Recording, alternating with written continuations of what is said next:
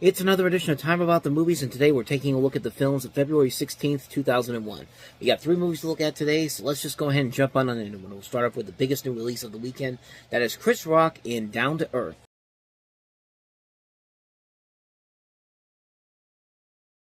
So Down to Earth is actually a remake of the classic 1978 film Heaven Can Wait, which starred Warren Beatty, which in turn was actually based off of a stage play of the same name. And in here, it's basically kind of the similar story. Chris Rock plays this comedian who's killed before his time on Earth is through, and he's given another chance to continue his life, but in the body of a middle-aged white man. And of course, hilarity ensues from there. For the most part, the movie is fine, I guess, but you know, when you have a guy like Chris Rock at this time of his career, more edgier than he is nowadays, you expect a whole lot more from this movie, and sadly the movie really does not deliver on that, unfortunately. I mean, yeah, there are times when the jokes can work, and sometimes it can be really funny. Plus, there is a good enough cast that can hold up the load for the most part. I mean, in addition to Rock, you see Eugene Levy in there, Jennifer Coolidge, both from American Pie, which coincidentally, this is directed by the duo behind American Pie, specifically Paul Weitz, who directed American Pie, but Chris Weitz also worked on that film. But this was his first time as a director on a project, and they'd later go on to direct other movies after this point. But in addition, you have Regina King, Mark Addy, Frankie Faison, Chaz Palminteri, Wanda Sykes, John Cho, Thelma Hopkins. A good cast overall in general, and there are brief moments, where there are funny moments to this film, but they are very few and far between. There's not a whole lot of jokes overall that are really that funny or that enjoyable, and the story elements here... the story elements here do kind of fall into predictable, cliched comedy territory, and it really does not really add up in the long run. The moments that should be funny in this movie really are not, and it struggles big time because of it. And for that, I thought the movie overall was a real letdown, considering everything that was going on board with this, in terms of the script, in terms of the cast and all that, and the direction and all that. But overall, the movie definitely is a big misfire in the long run. I mean, it's a film that really does not work on a whole number of different levels, and it's just kind of like, you expect so much more from it with everything that's going forward in terms of like the casting and the writing and the direction and all that, but it just never really goes there. It just kind of comes and goes, and it's just like, it was literally nothing but when it's all said and done. It's a real letdown of a film the more I think about it. It does make me laugh every once in a while, but not enough for me to say that it's one you should definitely check out, unfortunately. So that's Down to Earth. So let's go ahead and move on to our next movie, and that is Recess School's Out.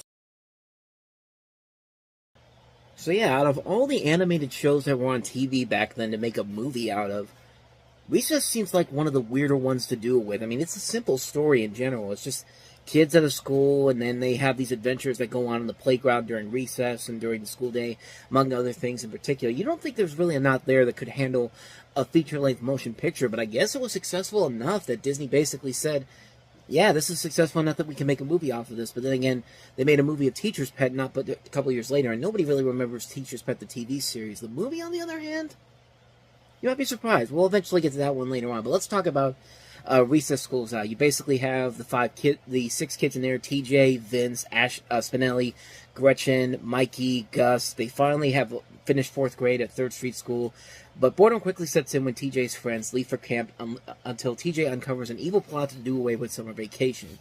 A crazy former principal, played by James Woods, is planning to use a laser beam that he stole from the U.S. military base to alter the weather and create permanent winter.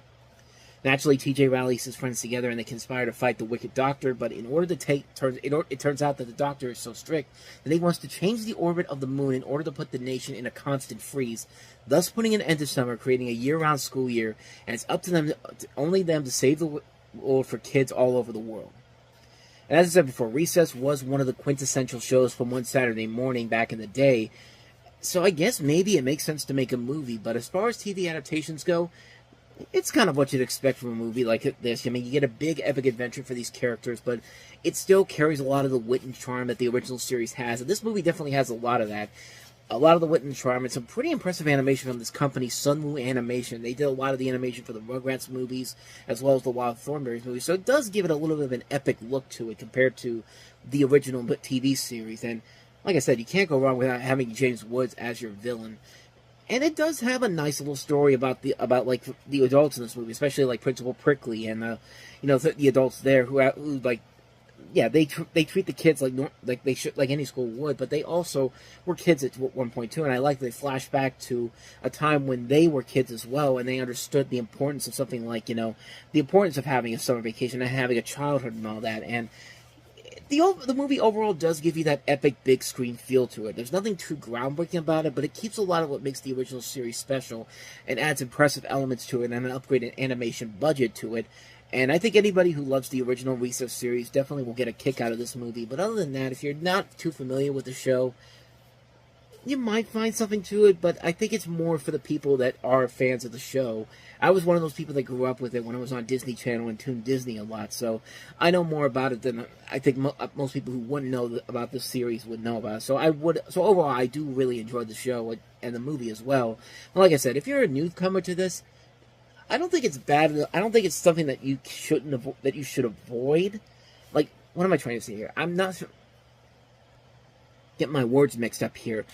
If you're not a fan of the show and you're watching this for the first time, you might be a little bit confused by it, but I still think you can go and watch it overall and find some enjoyment to it. But I think if you've been a fan of the show or know more about what the show's about, I think you can definitely get more appreciation out of it if you know more about the show than you do about not knowing the show. That's what I'm basically trying to say here. So anyway, that's Recess School's Out. So let's go ahead and move on to our last movie, and that is Keanu Reeves and Charlize Theron in Sweet November.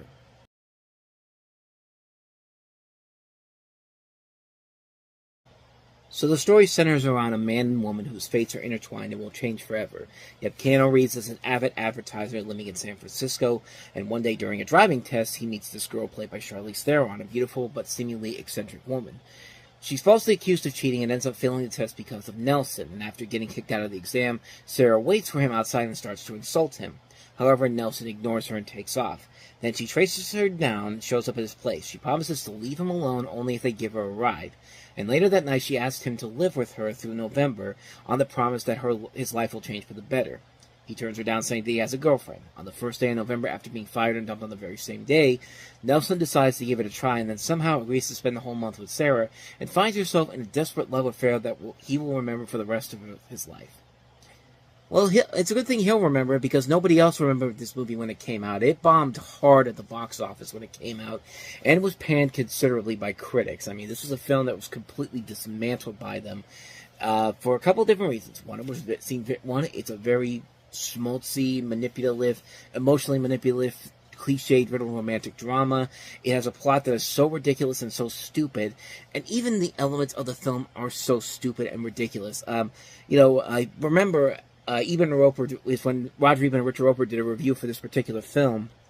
Like, I'll never forget how in that review they talk about there's this one scene where, it's Christmas time and Nelson's bringing up all these presents like Santa Claus, and it's like all these crazy different things, and then out of nowhere there's this automatic dishwasher that comes out of the complete nowhere. Like, how big is this automatic dishwasher that he's able to climb up a ladder with inside of a bag and put it inside of a bag? I mean, what sense does that make at all? And as you can probably tell if you've seen movies like this, or even the remake of this is actually based off of, it's a movie that's based off of a film with Sandy Dennis in it. But yeah, Sarah's basically going to die. She has terminal cancer, not Hodgkin's lymphoma. It's just like, oh no, we gotta care so much about this now. Fuck you.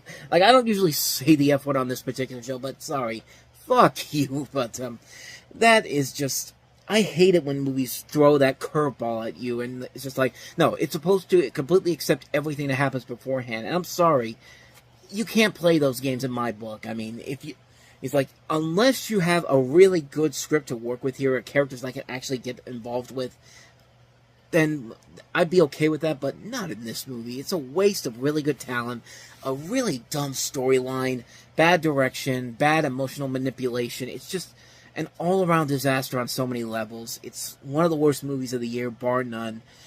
Yeah, avoid this one like the plague. Sweet November. And so, on that note, we wrap up another edition of Time About the Movies. We'll have 2 movies we'll look at on the next episode, including 3,000 Miles to Graceland with Kevin Costner and, I believe, Kurt Russell. Let me see if I can get this right. Yeah, Kurt Russell. Kurt Russell and Kevin Costner, and we also have Brendan Fraser in Monkey Bone. So 2 films we'll take a look at next time. But until then, thank you so much for watching. And if you want to see more videos like this, please hit the playlist on the next page. Check out the previous episode. And also don't forget to hit the like and subscribe button if you want to see more videos like this on this channel. So with that said, I am off. I will see you guys next time. And until then, as always, take care.